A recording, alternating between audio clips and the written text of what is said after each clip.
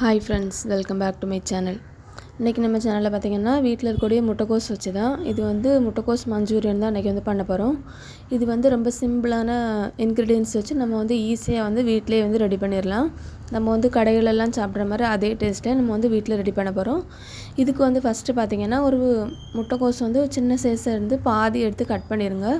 Cut பண்ணதுக்கப்புறம் பார்த்திங்கன்னா 3 cup அளவுக்கு இருக்குது. நல்லா பொடியாக கட் பண்ணி வச்சுருங்க. இது கூடவே 1 கப் அளவுக்கு ஒரு உள்ளியை வந்து பொடியாக கட் பண்ணி போட்டுடுங்க.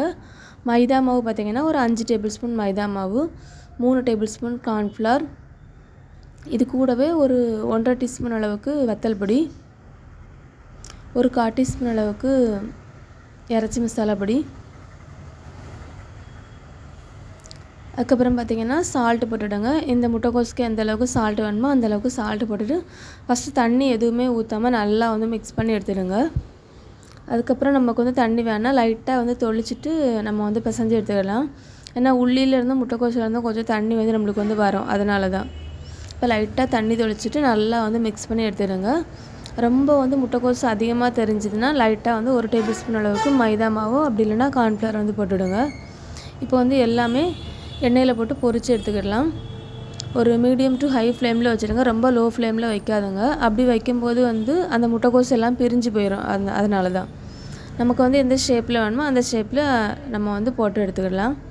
இப்போ பார்த்திங்கன்னா ஒரு சைடு வந்து நல்லா வந்து வெந்துருச்சு. திருப்பி போட்டுக்கிட்டு நம்ம வந்து அதே மாதிரி எல்லா சைடுமே அப்பப்போ திருப்பி போட்டுட்டு இதை வந்து வெந்தோன்னு எடுத்துடலாம். நல்லா வந்து கலர் எல்லாம் சேஞ்ச் ஆகிட்டு இதை அப்படியே எடுத்துடலாம். நீங்கள் வந்து இதை இப்படியே சாப்பிட்டதா இருந்தால் இப்படியே கூட சாப்பிட்டு விடலாம். முட்டைக்கோஸ் வடை மாதிரி கூட சாப்பிட்டு விடலாம். இப்போ அடுப்பில் ஒரு பேன் வச்சுடுங்க. பேன் வச்சுட்டு ஒரு 3 டேபிள் ஸ்பூன் அளவுக்கு எண்ணெய் ஊற்றிக்கிடுங்க. எண்ணெய் ஊற்றி நல்லா சூடானதுக்கப்புறம் 2 காஞ்ச மிளகாய் அதை வந்து நல்லா பிச்சு போட்டுவிடுங்க. அந்த ஃப்ளேவர் எல்லாமே அந்த எண்ணெயிலே வந்து இறங்கணும். இப்போ பார்த்திங்கன்னா ஒரு 2 பெரிய சைஸ் வெங்காயத்தை பொடியாக கட் பண்ணி வச்சுருந்தேன். அதையும் போட்டுட்டு நல்லா வந்து வதக்கிடுங்க. அது வந்து நல்லா வந்து கோல்டன் கலரில் மாறணும். அந்த அளவுக்கு வர அளவுக்கு நல்லா ஃப்ரை பண்ணிக்கிடுங்க. ஒரு மீடியம் ஃப்ளேம்லேயே வச்சுருங்க, ரொம்ப ஹை ஃப்ளேம் வைக்க வேண்டாம். இப்போ வந்து நல்லா வந்து வதங்கினதுக்கப்புறம் நம்ம வந்து அடுத்த பொருள் ஆட் பண்ணலாம். இப்போ இதில் பார்த்திங்கன்னா அது நல்லா வதங்கிட்டு ஒரு 2 டீஸ்பூன் அளவுக்கு இஞ்சி பூண்டு பேஸ்ட்டு அதையும் போட்டு பச்சை வாசனை நல்லா போகிற அளவுக்கு ஒரு 1 நிமிஷம் நல்லா வந்து வதக்கிடுங்க. இப்போ வந்து நல்லா வதக்கினதுக்கப்புறம் கொஞ்சமாக கருவேப்பிலை போட்டுவிடுங்க. கருவேப்பிலை போட்டு லைட்டாக வந்து மிக்ஸ் பண்ணி விட்டுவிடுங்க. இது கூடவே 1 டீஸ்பூன் அளவுக்கு மிளகு பொடி, ஒரு 1 டீஸ்பூன் அளவுக்கு மல்லிப்பொடி, ஒரு 1.5 டீஸ்பூன் அளவுக்கு வத்தல் பொடி, இது எல்லாம் போட்டுட்டு லைட்டாக வந்து மிக்ஸ் பண்ணி விட்டுவிடுங்க. இது கூடவே சால்ட்டும் போட்டுவிடுங்க. நம்ம வந்து இந்த உள்ளிக்கு மட்டும்தான் சால்ட்டு போடணும். ஆல்ரெடி அந்த முட்டைக்கோஸ் வந்து பொரிக்கும் போது நம்ம வந்து சால்ட்டு போட்டிருப்போம், அதனால் இதுக்கு மட்டும் போட்டால் போதும்.